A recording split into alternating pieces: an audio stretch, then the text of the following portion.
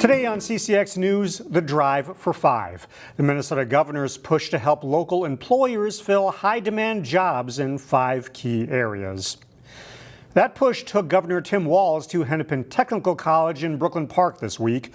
It was there where he announced $20 million in job training grants. Look, our economy is strong. Minnesota's a good place to live, but if you talk to every single company or HR managers, worker shortage is a big issue, trying to find a workforce that's there. The grants are part of the governor's new Drive for 5 initiative to fund training programs for 5 high-demand fields: technology, the trades, caring professions, manufacturing, and education. Hennepin Technical College in Brooklyn Park was awarded $250,000 through the program. President Joy Bodine says they'll use the grant to start a new manufacturing and paid internship program for adults with autism. They will have hands-on education to become a CNC machine operator. And in 10 weeks, so they'll get technical training, they'll get 2 industry certifications, they'll get college credit. The Minnesota Precision Manufacturing Association, also located in Brooklyn Park, was awarded $800,000 for job placement and retention services. There are promising signs in the housing market for those trying to buy a home. The number of listings has increased. Listings jumped 34% last month compared to the year prior. In Maple Grove, new listings went up 13%. In Plymouth, it was nearly 17%.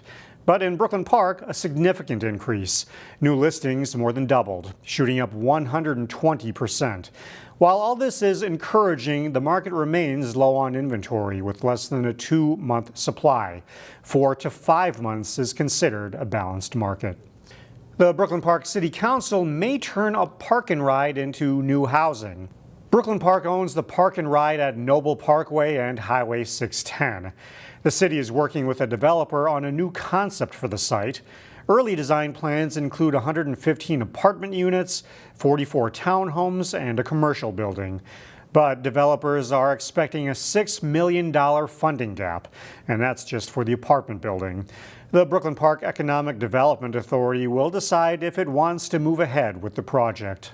Development is really challenging right at this moment in time between interest rates and some of the other conditions that make it hard to move projects forward financially. And so tonight's an opportunity to look at this vision against the financial projections for the project and consider how the EDA wants to proceed. Brooklyn Park bought the park and ride in 2018 for $1.2 million. Now to an issue that continues to impact Hennepin County, veteran homelessness. 2 years ago, Hennepin County saw a 14% reduction, but the problem persists. Today in Newsmakers, Shannon Sladden sits down with Hennepin County Commissioner Kevin Anderson to discuss the concept of functional zero. So functional zero doesn't mean that we've solved homelessness. Really what functional zero means is that our system to help people who are experiencing homelessness is working.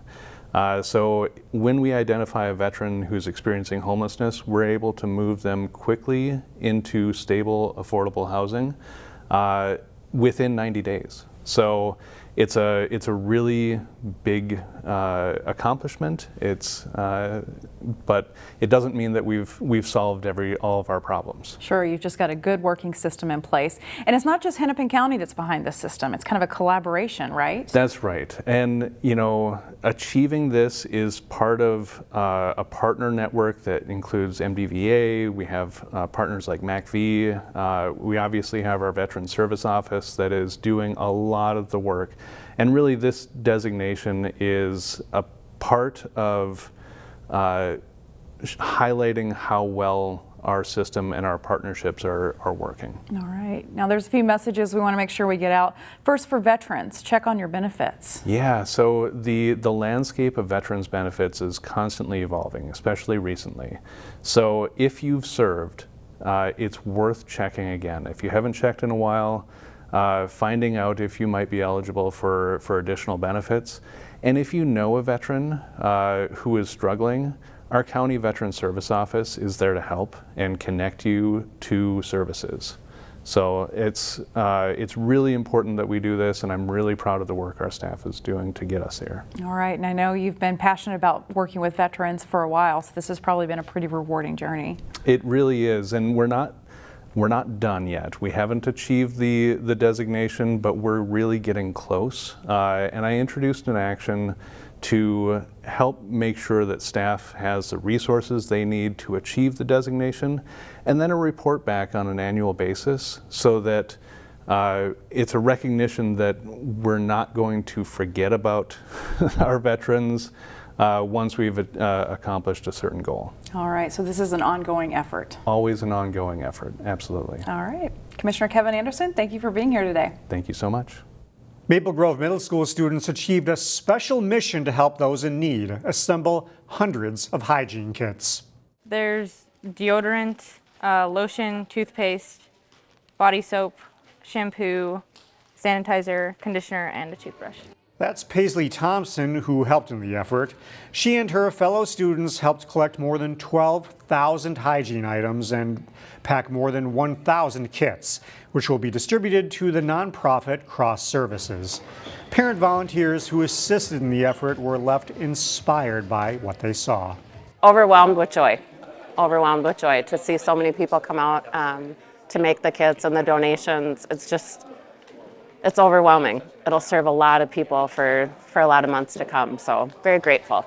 The effort is in large part thanks to students on the school's Fuel Up leadership team, who chose this particular service project.